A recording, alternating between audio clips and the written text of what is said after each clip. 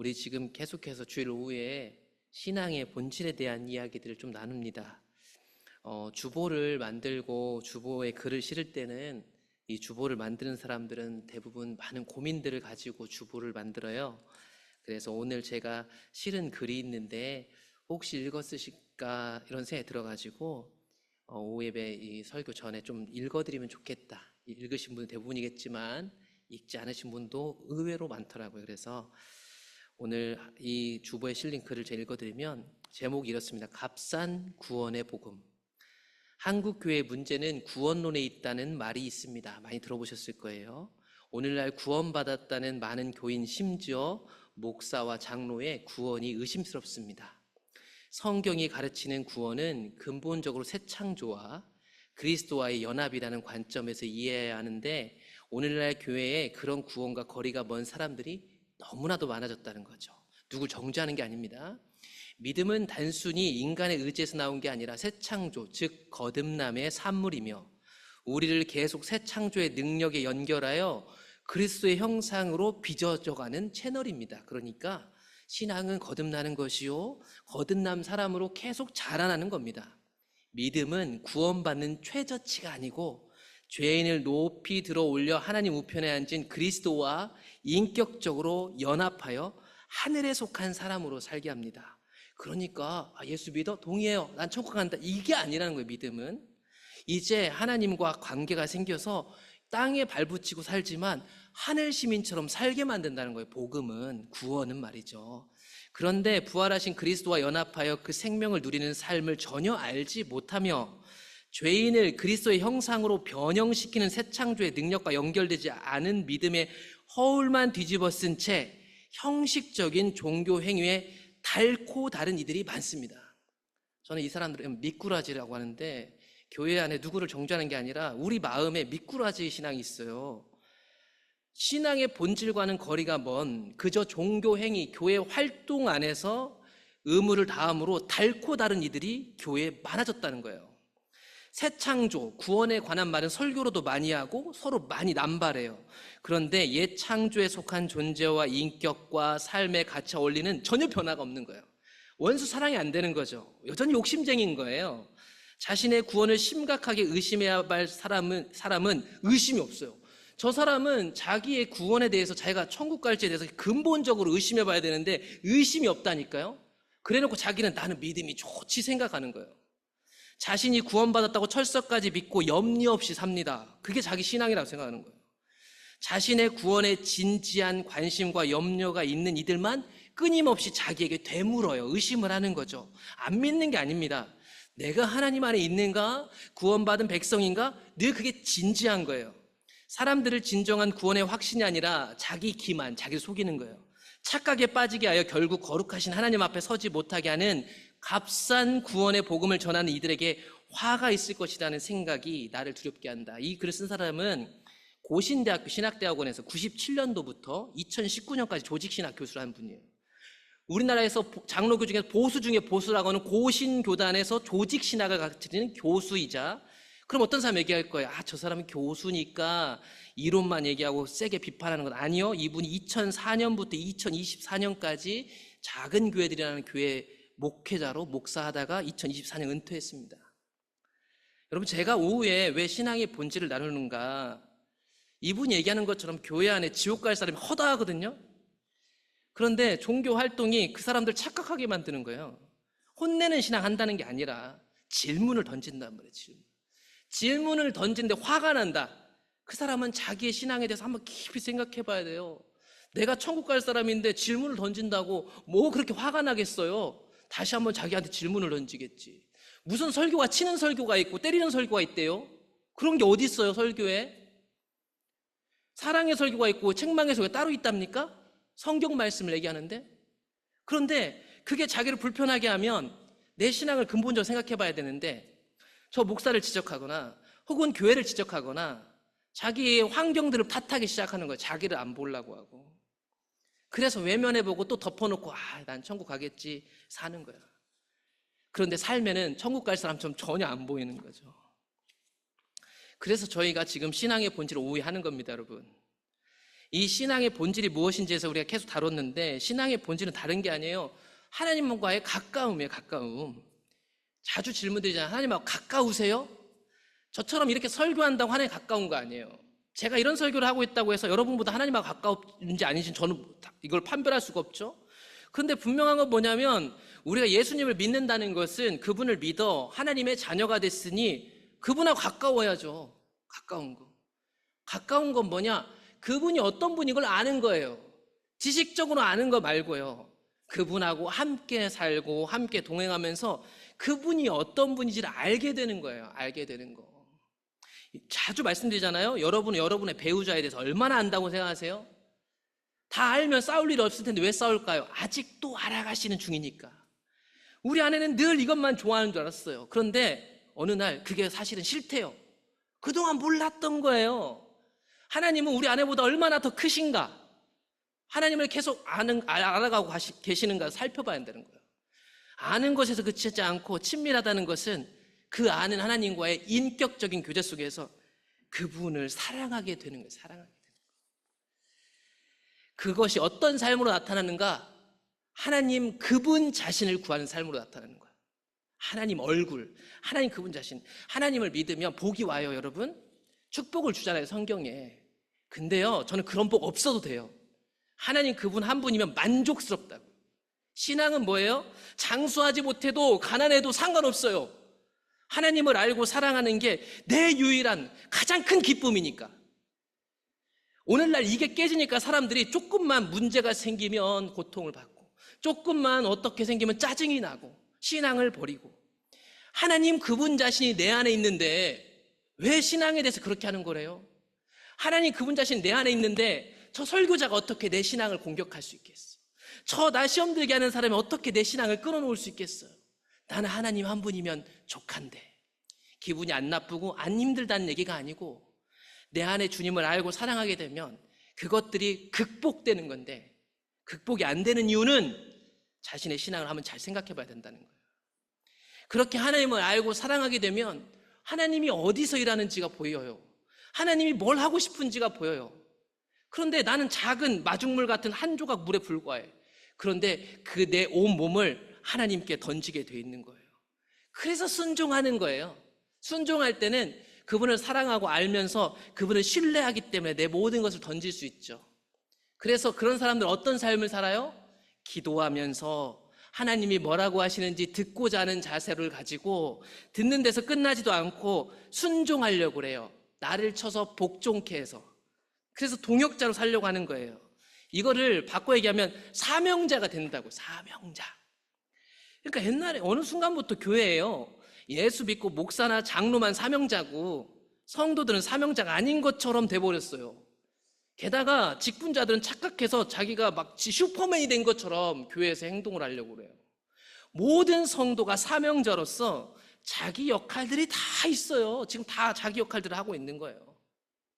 그걸 감당하는 게 신앙인데, 이게 깨어지고 나니까 교회 안에 사명자가 있는 게 아니고 애기들이 넘쳐나는 거예요. 자기 기분 나쁘다고 인상 쓰고 다니는 거예요. 자기 떡 하나 안 준다고 화가 나는 거예요. 애기들이죠. 사명자는 목숨을 거는데, 물론 다 사명자일 수는 없죠. 근데 대부분이 사명자여가지고 애기가 나타나면 얼러주고 달래줘서 데리고 가는 거예요. 근데 목사부터 장로까지 다 애기들만 있으니까 사명자 얘기하면 사람들이 이상합니다. 저 사람 너무 과격하네. 나한테 사명자라고 하네. 이상한 거죠. 신앙은 원래 사명자예요, 여러분. 자기 십자가를 지는 거라고요. 그게 신앙의 본질입니다. 우리 신앙의 본질은 하나님을 아는 것입니다. 사랑하는 하나님과 친밀한 교제를 나누시는 거예요. 그리고 그분이 일하시는 곳을 보고 거기에 내 전부를 거는 거예요. 그랬기 때문에 초대교회 성도들 순교했잖아요. 목숨 바쳤단 말이에요. 다는 아니겠지만 여기에 있는 대부분은 목숨을 바쳐야 될 사람들 아니에요? 교환해서? 그래서 직분을 받은 거 아니에요? 목숨을 바친 사람이 왜 이렇게 서운하고 섭섭병이 드는 거예요? 그럴 때마다 속상해야 돼. 저 섭섭하게 하는 사람은 그냥 덮어둬요. 하나님, 저 사람 때문에 속상한 내가 너무 힘들어요. 나 왜 이렇게 속상해요? 자기를 쳐야 되는데 상대방을 쳐. 이게 신앙의 본질 안에 있지 않기 때문입니다. 여러분, 신약 복음서에는 예수님이 복음이다라는 것을 설명하는 책 아니에요? 마태, 마가, 누가, 요한. 그런데 그 예수님을 통해서 하나님 나라가 임했습니다. 이게 복음인데 그 하나님 나라를 천국이라고도 얘기하고 구원이라고도 얘기하는데 요한은 요한복음에서 이 천국 개념, 하나님 나라 개념을 뭐라고 설명하냐면 영생으로 얘기해요. 영생. 그러니까 하나님 나라를 여기 포함되어 있어요. 영생이라는 건 뭐예요? 영원히 사는 거죠. 영원히 사는 것에 비밀이 있어요. 유일하신 하나님을 아는 것, 그분이 보내신 예수님을 아는 것, 그게 구원받은 백성의 특징이다. 여러분, 예수님을 아시나요? 하나님을 아세요? 그분이 어디서 일하고 계시던가요? 여러분의 교회, 속회, 위원회, 가족들 가운데 무슨 일을 하시던가요? 그게 보이시는가요? 이런 알게 된 예수 그리스도를, 하나님을, 삼위일체 하나님을 어떻게 사랑하냐면 마음을 다하고 목숨을 다하고 뜻을 다하여 하나님을 사랑하는 게 성경 전체 첫째 때인 계명이다. 여러분 보세요. 마음도 다하셔야 되고요. 목숨이란 건 왜? 전부를 다 걸으셔야 돼. 뜻을 다한다는 건 의지를 드리는 거잖아요. 의지. 되면 되고 안 되면 말지, 이게 아니고 신앙한다는 것은 나의 전 존재를 다해서 하나님을 사랑하는 거예요. 하나님 사랑. 여러분, 신앙은 그래서 교회가 정한 기준을 통과하는 것도 아니고 훈련 코스를 마치는 것도 아니며 앞에서 설교하고 인도하는 목사의 마음에 드는 것도 아닙니다. 그저 하나님을 마음과 목숨과 뜻을 다해서 사랑하게 되는 거예요. 여러분, 그동안 우리가 많은 것들에 걸려 넘어졌을지 몰라요. 그런데 오후 예배 들으시는 여러분들, 신앙을 회복한다는 건 다른 게 아니고 먼저 하나님을 사랑하시기를 부탁드립니다. 그 하나님을 너무 사랑하고 싶어하는 마음 하나로부터 우리 다시 시작하는 거예요. 하나님께서는 하나님을 떠난 북쪽 이스라엘을 향해서 호세아라는 선지자를 보냈습니다. 이 호세아라는 선지자 참 불쌍해요. 인간적으로 보면. 왜냐하면 이 북쪽 이스라엘이 하나님을 떠났다는 걸 보여주려고 창녀를 아내로 맞으라는 하나님의 부름을 받죠. 그 여자 데리고 사느라고 고생합니다. 그것을 통해서 이스라엘에 하나님이 우리를 포기하지 않으신다는 것을 보여주고 싶으셨어요. 그런 타락한 이스라엘을 향해서 하나님이 원하시는 두 가지를 얘기했어요. 나는 인애를 원하고 제사를 원하지 아니하며 번제보다 하나님을 아는 것을 원한다. 이게 아는 단어 같지만 조금 구체적이지 않은 것 같아서 다른 번역본들 중에서 제가 마음에 드는 번역본을 한번 가져와 봤어요. 하나님이 원하신 건 뭐냐면 변함없는 사랑이래요. 변함없는 사랑. 이 변함없는 사랑에는 첫 번째는 하나님을 사랑하는 걸 거예요. 하나님을 변함없이 사랑하게 되는 사람은요, 사람을 사랑할 줄 압니다. 근데 오해는 하지 마세요. 사랑이라는 것은 그냥 방관이 아니에요. 단호해야 할 때가 있고 기다려야 할 때가 있고. 오은영 박사님 많이 보시잖아요. 요즘 아이들 대부분 문제가 단호할 때 단호하지 못하게 부모들이 어릴 때 키운 게 많이 나오더라. 과도한 단호함도 문제지만 그저 사랑이지 하고 허용하는 것도 문제더라. 하나님이 원하시는 것은 변함없는 사랑이고 하나님을 알기를 더 원하는 것, 그게 하나님이 원하시는 거였습니다. 그렇다고 여러분 의식이 필요 없다는 얘기가 아니에요. 제사나 번제 희생이 필요 없다는 말은 아니잖아요. 호세아 다시 6장 6절을 보시면 우선순위가 있다는 거예요. 신앙의 내용은 하나님 사랑인데 이 하나님 사랑이 우선되고 나서 제사나 번제도 드려야죠. 하나님 사랑하는 마음에서 예배도 드리는 거고요, 헌금 생활도 하는 거고요, 교회 봉사도 하고 사명자로 사는 거예요. 그런데 하나님을 알고 사랑하는 것은 너무 어려워라고 저기 창고에 넣어놓고 사람들이 일부터 하기 시작해요. 물론 일을 하다가 거기서 하나님을 만나기도 해요. 그러니까 일 자체가 나쁜 건 아니죠. 그런데 하나님을 먼저 사랑하고 알기 시작할 때 내가 해야 될 일도 더 잘할 수 있는 거예요. 이 순서가 바뀌다 보니까 교회에서 일을 많이 하는 사람들이 대부분 교회에 문제를 일으키는 거예요. 교회 일을 많이 하고 헌신했던 사람들이 큰 문제를 교회에 일으킨다는 걸 우린 다 알고 있어요. 이미. 그 이유가 왜일까요? 이 우선순위가 어느 순간 바뀌어 있었기 때문이에요. 예수님은 그래서 이 호세아 6장 6절의 말씀을 인용해가지고 예수님 시대에 왜곡된 가짜신앙, 거짓신앙 안에 있는 바리새인들에게 이 말씀을 사용하셨어요. 거짓신앙에는 여러 가지 있다고 했잖아요. 기복주의, 율법주의, 인본주의 이런 게 있는데 그 당시 예수님 시대의 대표적인 거짓 신앙 체계는 율법주의라는 열매로 나타나고 있었어요. 그래서 이 바리새인들을 꼬집을 때 이 말씀을 쓰셨는데, 바리새인들이 예수님의 제자들에게 이렇게 했습니다. 야, 예수라는 너희 선생님은 말이야, 왜 세리와 죄인들하고 함께 먹는 거지? 저 사람들은 누가 봐도 성경적으로 봤을 때 저 사람들은 죄인인데 왜 저들과 어울리냐? 예수님이 그 얘기가 예수님께도 들려오네요. 뭐 예수님 들으라고 한 얘기죠. 제자들 들으라는 얘기는 아니겠죠. 예수께서 이게 들렀어요. 건강한 자에게는 의사가 쓸데없고 병든 자에게라야 쓸데가 있느니라. 병들었음을 아는 자가 고침을 받을 수 있습니다. 바리새인들은 자기도 병들어 있는데 자기들은 병들어 있지 않다고 생각했어요. 저 주일날 예배나 한번 나오고 술 먹고 담배 피는 저 사람들 죄인이라고 생각했고, 나는 목사고 장로니까 절대 죄인이라고 생각하지 않았죠. 병든 줄 모르니까 고침받을 수가 없죠. 그때 예수님이 인용하신 구절이 호세아 6장 6절. 너희는 가서 호세아가 말했던 내가 긍휼을 원하고 제사를 원하지 아니하노라 하신 뜻이 무엇인지 배워라. 나는 의인을 부르러 온 것이 아니고 죄인을 부르러 왔다. 정말 무서운 거죠. 이 바리새인은 정말 깨끗한 사람인데, 저보다 1000배, 10,000배 도덕적이고 윤리적이고 설교도 잘하고 성경 박사들인데, 근데 그들이 그들의 전통, 그들의 관습, 그들이 이해하는 방식 안에 갇혀가지고 하나님의 뜻은 분별하지 못하고 세리와 죄인들은 죄인이다, 왜 어울리는가, 이 안에 갇혀 있었던 거죠. 마태복음 12장에서도 똑같이 예수님은 이 호세아 6장 6절 말씀을 인용하셨는데, 그때 왜 인용하셨냐면 이 예수님의 제자들이 배고파가지고 지나가다가 밀 이삭을 비벼서 딱 먹었단 말이에요. 그걸 또 바리새인들이 봤네요. 그러면서 안식일에 그게 일한 거나 똑같지 이렇게 말하면서 정죄하기 시작했어요. 그런데 여러분, 그거는 그들의 해석이었어요.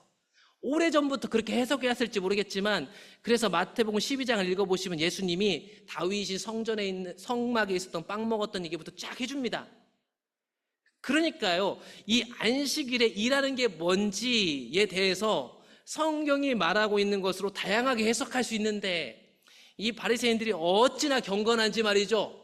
자기네 바리새인들이 생겨났을 때부터 우리는 엄격하게 말씀으로 살아야지 이래가지고 안식일에 뭐 비비어서 먹으면 뭐 일하는 거고, 몇 킬로 이상을 걸으면 일하는 거고, 땅을 파도 몇 센치 이상 파면 일하는 거다, 이거 막 정해놓은 거예요. 그런 것들이 오늘날 우리 교회 안에도 다양한 모양들로 있습니다. 예수를 믿기 때문에 하고 있는 아주 좋은 것들. 그런데 그것들은 했을지 몰라도 하나님의 뜻을 모르는 그들에게 예수님이 얘기하죠. 나는 자비를 원하는, 사랑을 원하죠. 제사를 원하지 않는다 하신 뜻을 너희가 알았더라면 죄 없는 자들을 정죄하지 않았을 텐데. 하나님을 사랑하고 그 사랑 안에 거해 있는 사람들이 다른 사람을 보는 시야는 자비였어요. 그런데 그들은 배고픈 사람, 죄인이지만 구원받고 싶었던 사람들에 대한 사랑이 없었죠. 그저 자기 기준 앞에 눈이 멀어 있었습니다. 예레미야서를 보게 되면 구약 시대 때도 똑같은 일들이 벌어졌어요. 우선순위를 잇고 제사만 드리는 남유다 백성들에게도 똑같은 뉘앙스의 말씀을 하셨어요. 예레미야 7장에 가보시면 애굽 땅에서, 이집트에서 인도하는 날 번제, 희생, 제사죠. 제사에 대해서 말하지 아니하고 명령하지 않았다.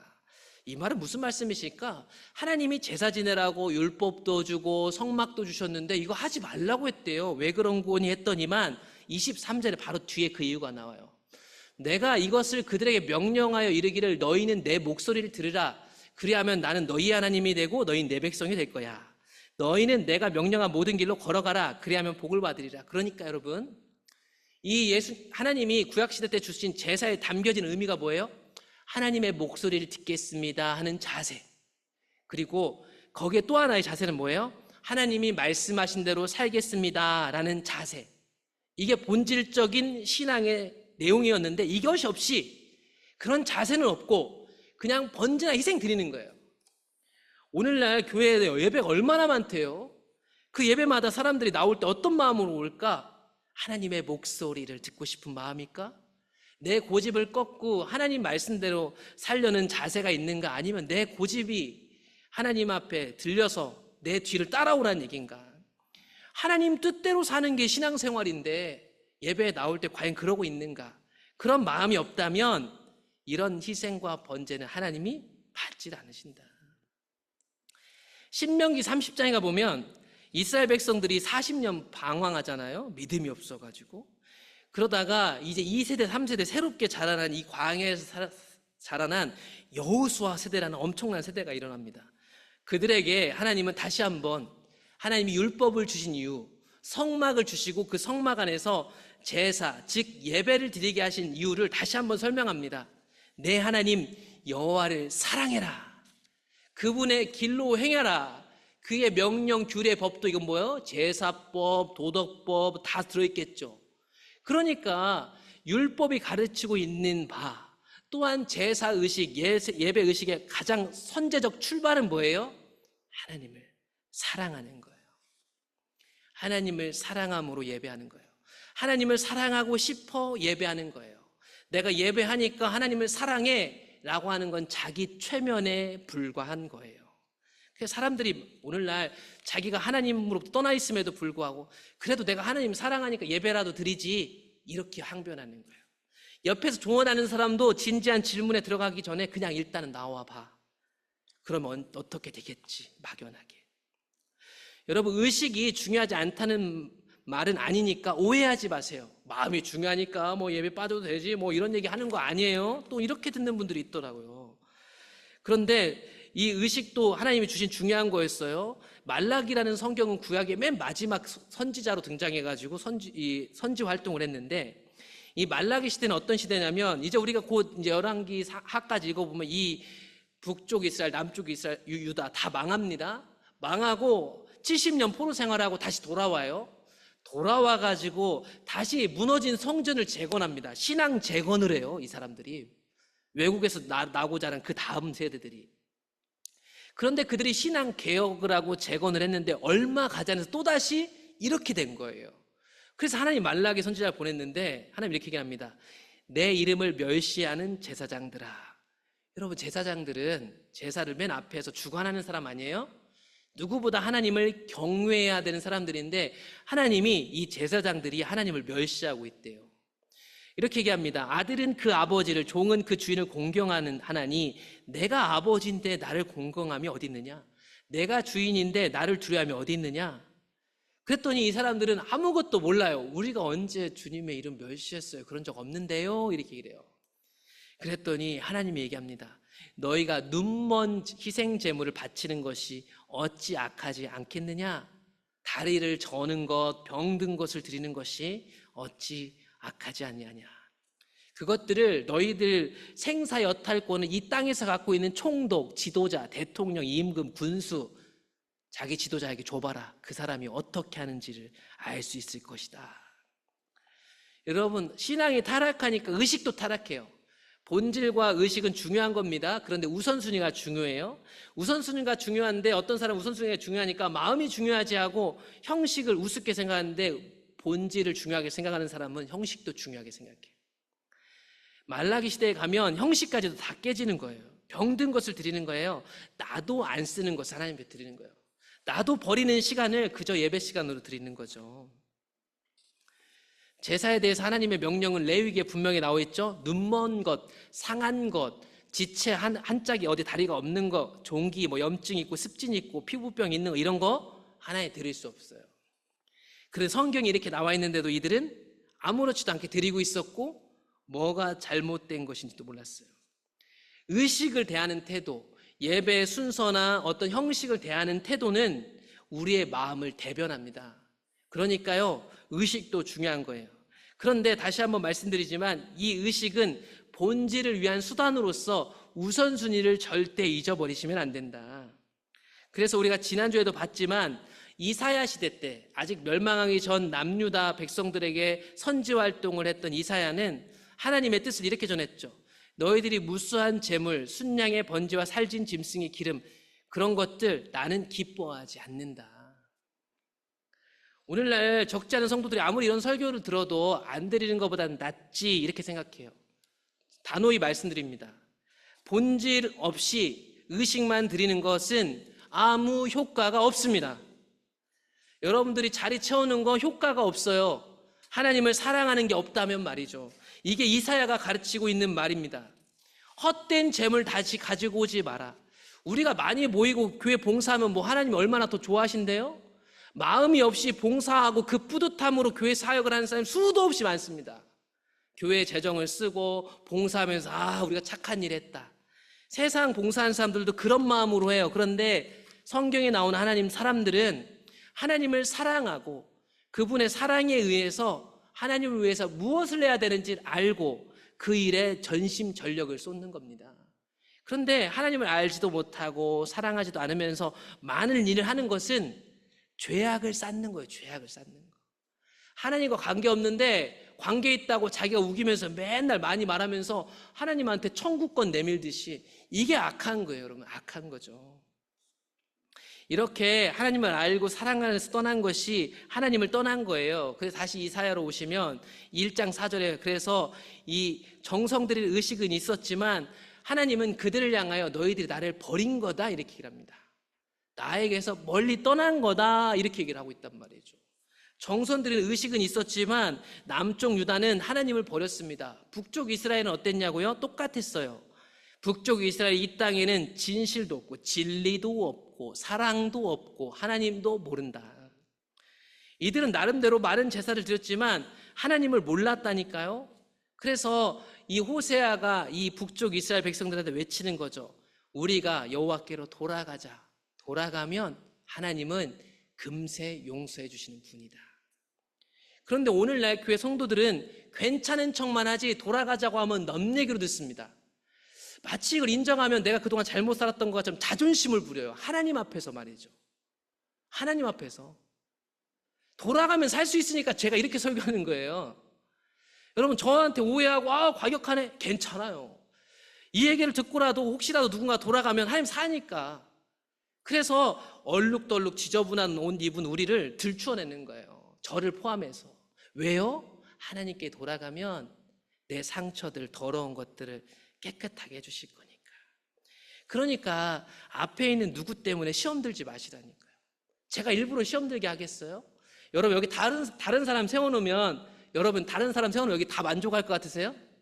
똑같아요. 만족하는 사람도 있고 안 좋아하는 사람도 있고. 어떤 목사님이 그런 얘기를 하더라고요. 여러분 앞에 있는 저의 어떠함 때문에 시험 들지 마세요. 저도 만약에 여러분들을 봤다면 목회 안 했을 거예요. 이렇게 얘기하는 목사님이 있어요. 왜냐하면 성도도 한 명 한 명 대하면 저도 시험거리 많아요.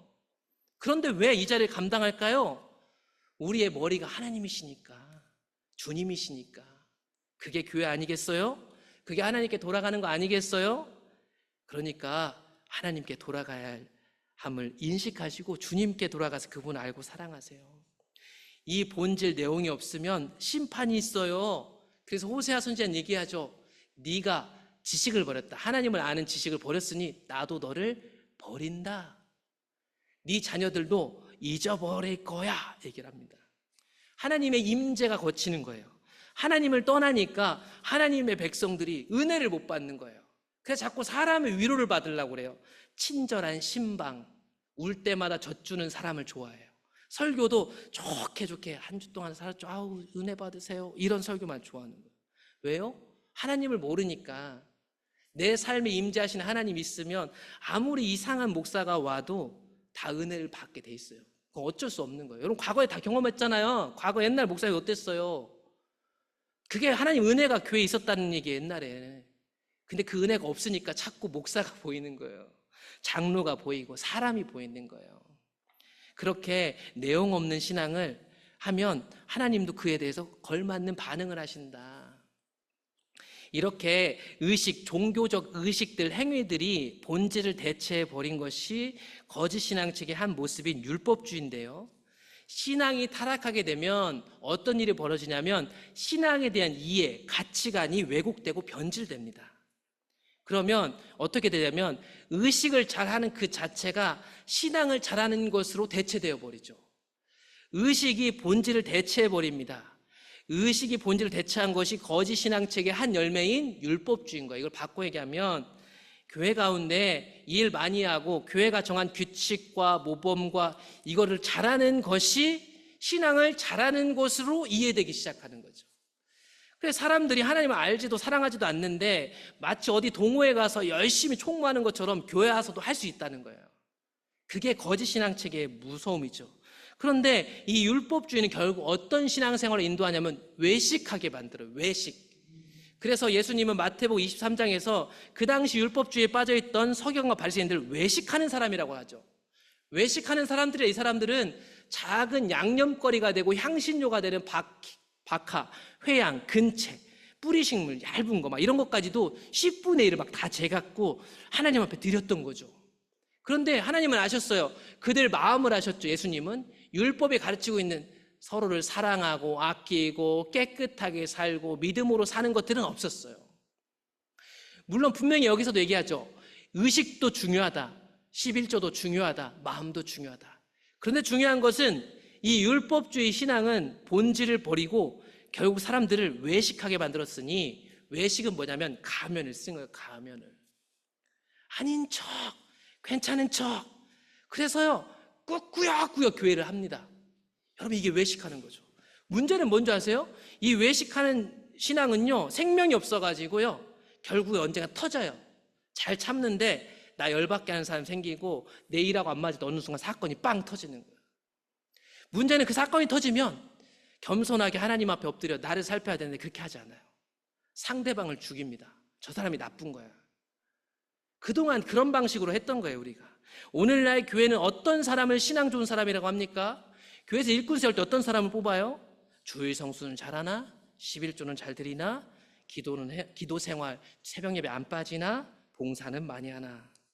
여러분, 이게 나쁜 건 아니지만 하나님 사랑하는 거 볼 수 없으니까 이걸 통해서 보려고 하는데, 과연 이것만 보고 그 사람이 진짜 좋은 신앙이라고 얘기할 수 있을까?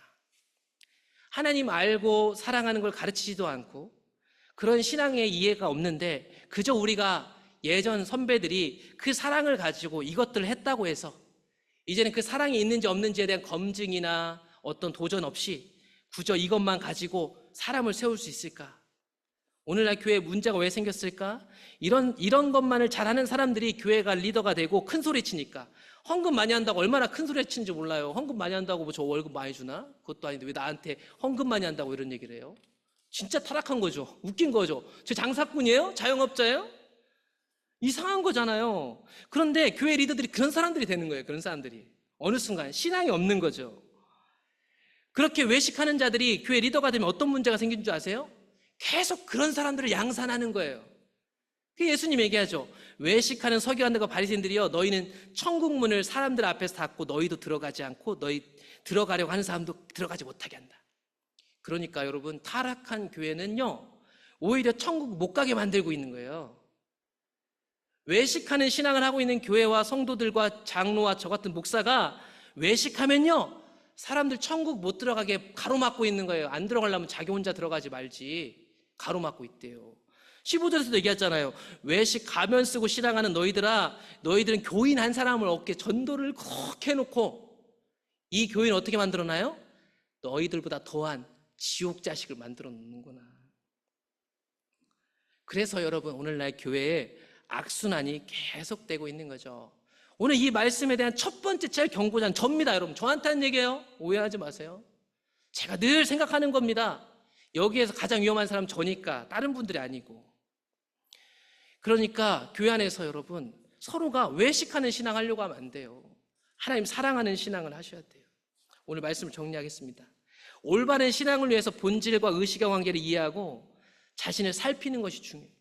여러분, 다른 사람 보지 마세요. 죄송해요. 근데 제가 늘 설교를 많이 하니까 제 얼굴 제일로 많이 보여야 되는데, 잘해드려야 되는데 죄송합니다. 제가 이것밖에 안 돼가지고.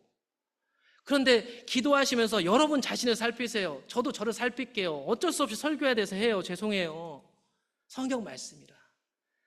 저도요 이 설교하고 지나면 끙끙 앓아요. 내가 얼마나 잘한다고 뭐 이런 얘기를 하겠어요. 잘해서 하는 얘기 아니에요.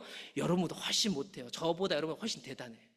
저는 교회에서 월급 받으면서 이렇게 하는데 여러분도 월급 받은 거에서 돈을 내면서 이렇게 봉사까지, 제가 무슨 말을 해요? 저는 여러분보다 한참 낮은 사람입니다.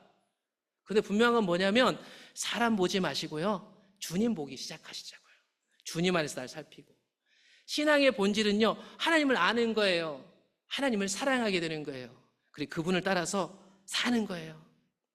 여러분, 의식도 하나님께서 명하신 중요한 것들이니까 터부시하지 마세요. 진짜 믿음이 있고 생명이 있는 사람은 우리 안에 무너진 형식들을 새롭게 만들어가요. 이 하나님 알고 사랑하는 사람이 의식의 주요한 영향력으로 들어가서 새로운 열매를 만들어낸다면 예배가 달라지는 거예요. 목장이 달라지고 속회가 달라지는 거죠. 의식은 본질을 위한 수단으로서 아무리 의식이 많아도 본질이 없으면 하나님 앞에서는 의미가 없는 거예요. 그러니까 우선순위를 먼저 잘 고민해 보셔야 되고요. 아무리 형식을 많이 하셔도 본질에서 떠난 것이 하나님을 떠난 거예요. 하나님을 알고 사랑하지 않는 것이 하나님 떠난 겁니다. 본질이 없으면 하나님의 심판이 임하는 거예요. 그래서 오늘날 교회에 마치 하나님이 심판하신 것처럼 성령의 역사가 없는 거예요. 사람들이 은혜를 못 받는 거예요. 목사나 장로에 의해서 시험 드는 거예요. 이게 왜 그러냐면 그 사람 개인의 잘못이 아니고 우리 가운데 하나님 임재가 없는 거예요. 문제가 있는 장로도 안 안내고 목사도 안 안낼 정도로 성도들이 하나님 사랑으로 충만해지는 거죠. 그게 원래 교회잖아요.